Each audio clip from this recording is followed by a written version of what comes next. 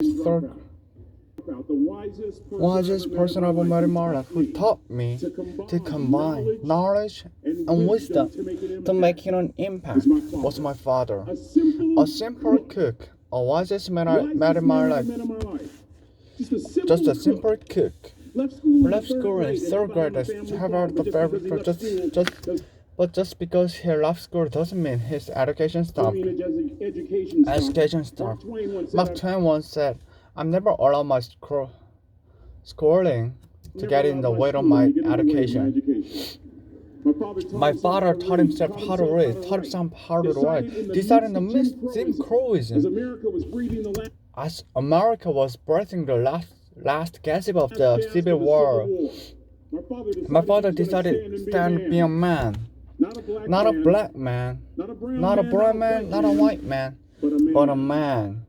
He literally challenged himself to be the best that he could all the days of his life. A third grade dropout, daddy, who was quoting Michelangelo, saying to us boys, "I won't have a problem if you aim high and miss. But I'm gonna have a little issue if you aim low and hit." A country mother quoting Harry Ford, saying, if you think you cannot, if you think you can't, you're right. If you think you cannot, if you think you can't, you're right. You're right. I learned that from a third grade draft. Simple lesson. Lessons like this, son. You'd rather be an hour early than a minute late. We never knew what time it was in my house because the clocks were always ahead. My mother said for nearly 30 years, my father left the house at 30:45 in the morning. One day she asked him, "Why, Daddy?" He said, "Maybe one of my boys will catch me in the act of excellence. I want to share a few things with you." Aristotle said, "You are what you repeatedly do." Therefore, excellence ought to be a habit, not an act. Don't ever forget that. I know you're tough. I know you see what's it, but always remember to be kind. Always, don't ever forget that. And never embarrass mama. Yeah, and mommy ain't happy. Ain't nobody happy. If daddy ain't happy, nobody cares. But I'm gonna tell you. Next lesson. Lesson from a cook over there in the galley. Son, make sure your service tower is bigger than your ego. Ego is the stage at the deadness of the stupidity. 여보 조심히 갔다 이따 갈게. 알았어. Stupidity. You might have a relative in mind you want to send it to. Let me say it again. Ego is the stage at the deadens the pain of stupidity. Pride is the burden of pride. That is the pain of stupidity. Pride is the burden of a foolish person. John Wooden coached basketball at UCLA for a living, but his calling was to impact people. And with all those national championships, guess what he was found doing in the middle of the week? Going into the cupboard, grabbing a broom, and sweeping his own gym floor. You want to make an impact? Find your broom. Every day of your life, you find your broom. You grow your influence that way. That way, you're attracting people so that you can impact them. Final lesson. Son, if you're gonna do a job, do it right. I've always been told how average I can be. Always been criticized about being average. But I want to tell you something. I stand here before you, before all these people not listening to those words, but telling myself every single day, to shoot for the stars, to be the best that I can be.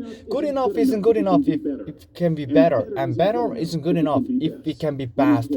Let me close with a very personal story that I think will bring all this into focus. Wisdom will come to you in the unlikeliest of sources. A lot of times through failure. When you hit rock bottom, remember this, or you're struggling. Rock bottom can be a great foundation on which to build and on which to grow. I'm worried that you will be successful. I'm worried that you will fail from time to time. Person that gets up off the canvas and keeps growing. That's the person that will continue to grow their influence. Back in the 70s, to help me make this point, let me introduce you to someone. I met the funniest woman I'd ever met in my life.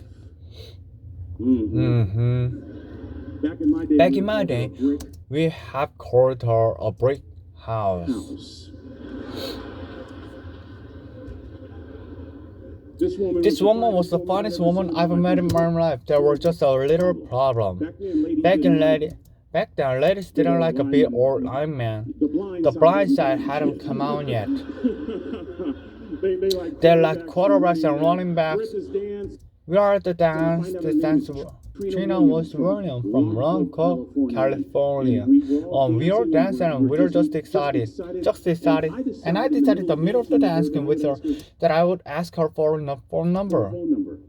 Trina was the only one in college who gave me a real telephone number. The next day we worked the Baskin & Robbins ice cream parlor.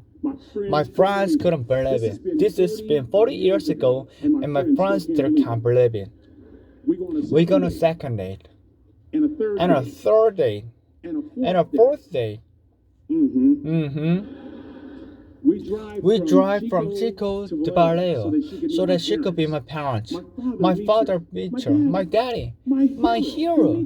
He meets her, pushes me to the side and says, Is she psycho? But anyway, we go together for a year, 2 years, 3 years, 4 years. By now, Trina's a senior in college. I'm still a freshman, but I'm working some things out.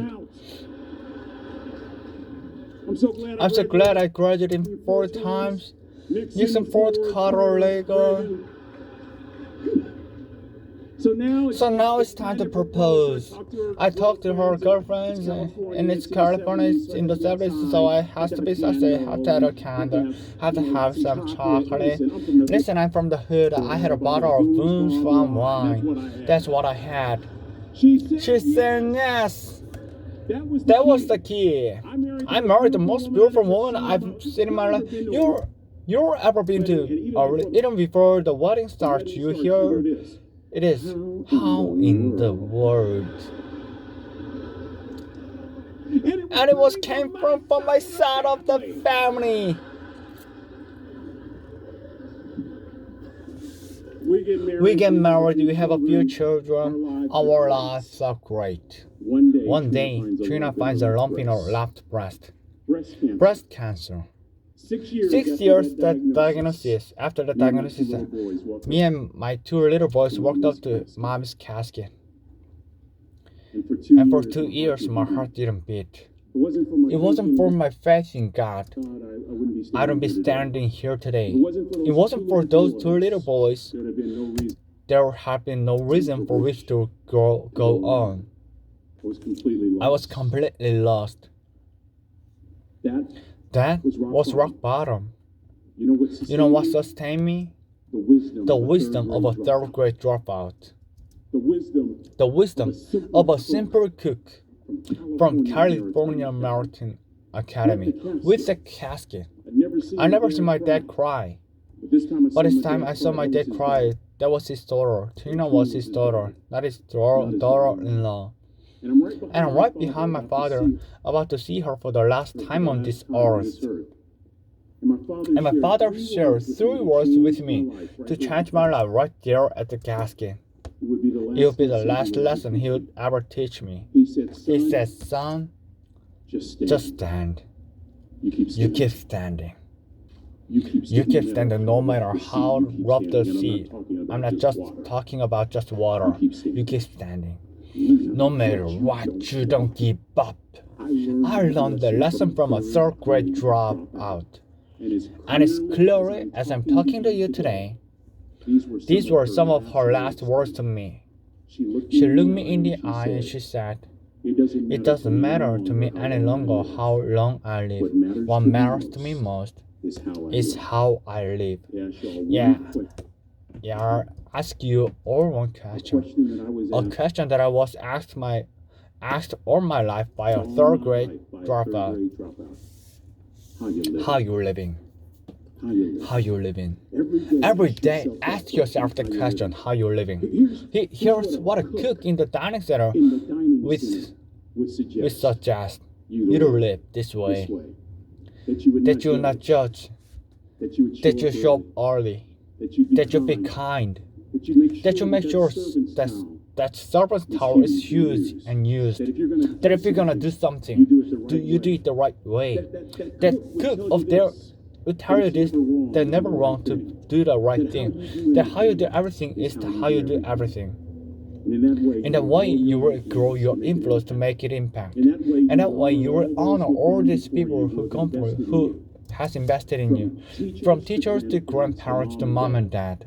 When we combine that academic knowledge with that wisdom, oh my goodness, you will change the world.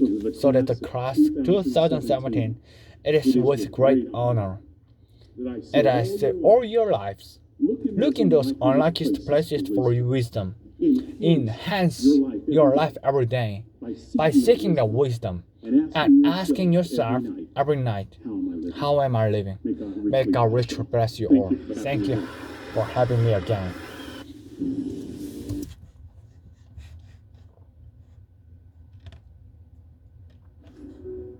When I was 5th grade, I identified as mentally retarded, put back from the 5th grade into the 4th grade, and they stayed in the career until I got out of high school. I don't have any college training, but I met a high school teacher who one day changed my life. I was waiting on another student, and when he came in, he said to me, "Young man, go to the board and write what I'm about to tell you."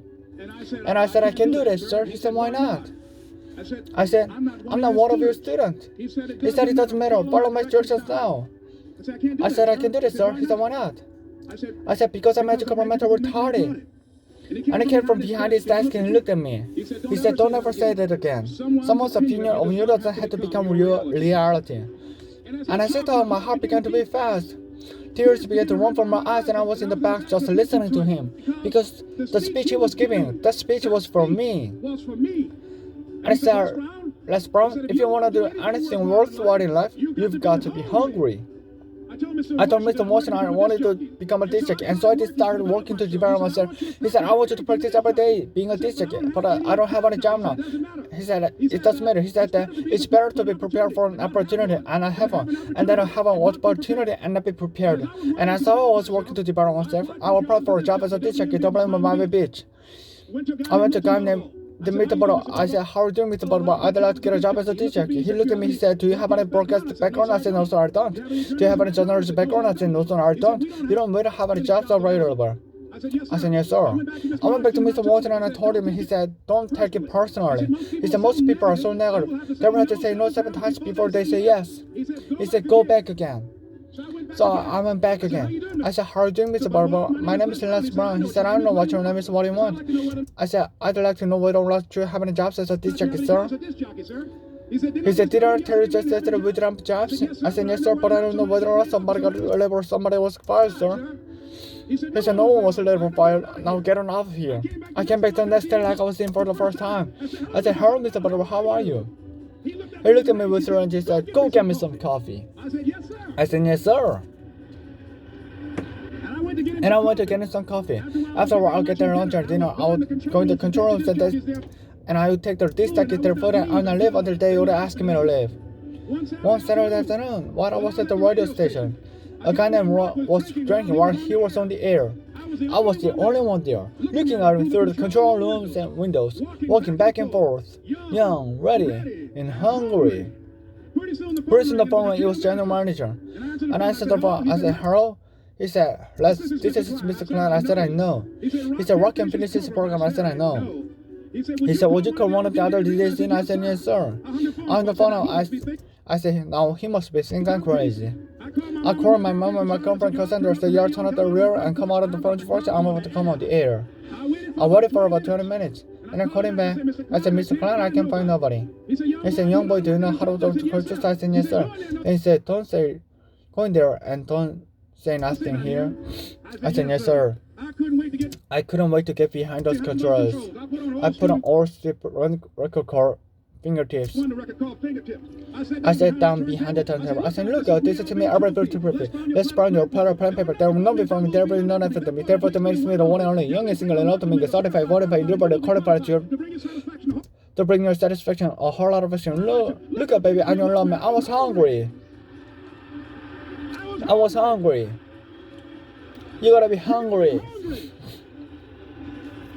Begin to know that you have greatness within you. And if just one of you here begin to invest in yourself as being blessed and highly favored to reach abroad, if just one of you capture the essence of what that means that you have greatness within you, and it means that you have greatness within you and responsibility to manifest greatness.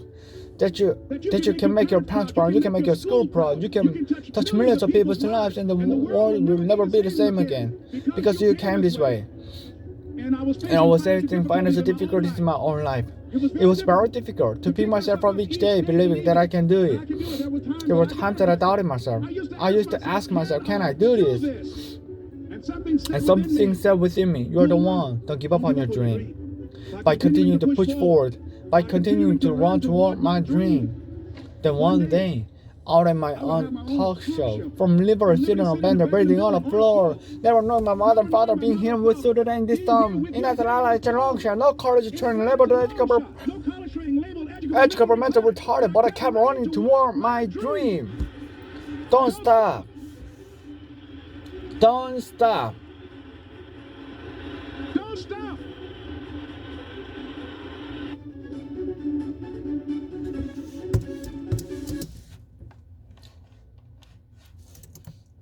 목 아파. I'm honored to be with you today for your commencement from one of the finest universities in the world. Truth be told, I never graduated from college, and this is the closest I've ever gotten to college graduation. Today, I want to tell you 3 stories from my life. That's it, no big deal, just 3 stories. The first story is about connecting the dots.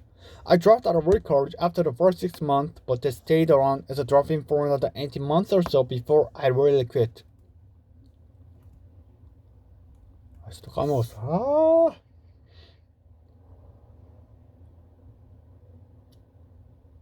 It started before I was born.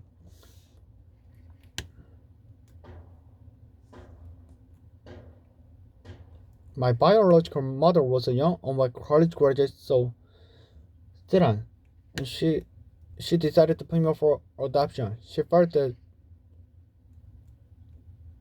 wow, I totally forgot which I memorized her speech, which was called Steve Jobs' Stanford commencement speech or something. Wow. Just because I didn't repeat it regularly, the whole speech was gone. I can't believe it.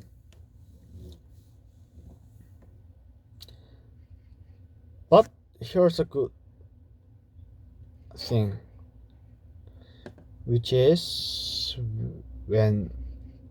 if I repeatedly do again, I will memorize more shorter than before.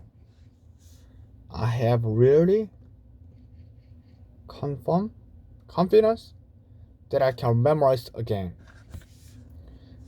That only depends on what I think or what I have my mind. Let's do it again. But anyway, it's almost past 20 minutes. Like yesterday, I really studied hard, so it's time to end. Anyway, tomorrow is another holiday which is called 3.1절. So I will study more hard and keep doing this every day.